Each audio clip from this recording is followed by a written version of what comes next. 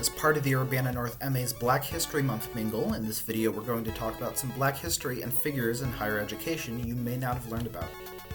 John Chavis was a free Black educator and Presbyterian minister in the American South in the early 19th century.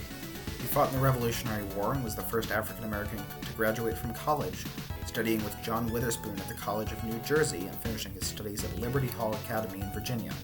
He later established a private school attended by both Black and white students. George B. Vashon was the first Black graduate of Oberlin College and valedictorian of his class in 1844, and went on to become a scholar, poet, and abolitionist. He was the first practicing Black lawyer in New York State and a prominent attendee of Abolitionist National African American Convention. Martin Henry Freeman was the first Black president of an American college, was active in the African emigration movement, and moved to Liberia in 1864 and became a professor at Liberia College, before being named president there as well shortly before his death. Rebecca Lee Crumpler was a physician, nurse, and author who was the first Black woman to become a doctor of medicine in the U.S. She went on to make contributions to medical literature and practiced in the face of intense racism that put barriers in the way of her performing patient care. Bruce D. Nesbitt was the fourth director of the Afro-American Cultural Program at the University of Illinois, where he served for 22 years. The students and program flourished under his leadership, and he has received a number of recognitions for his service in this role.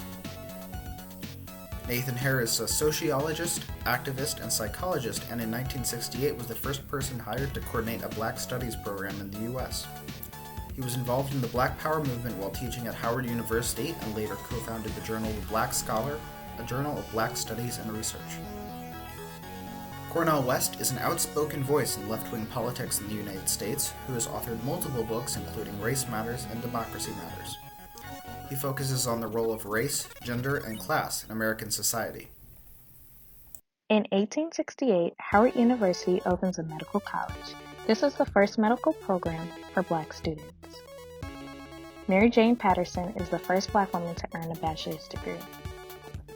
Mary Ann Shadd Cary is the first Black woman to enroll in Howard's law program. Daniel Hale Williams, a graduate of what is now Northwestern University, performs the first successful open heart surgery in 1893. In 1950, Black members are accepted into American Medical Association.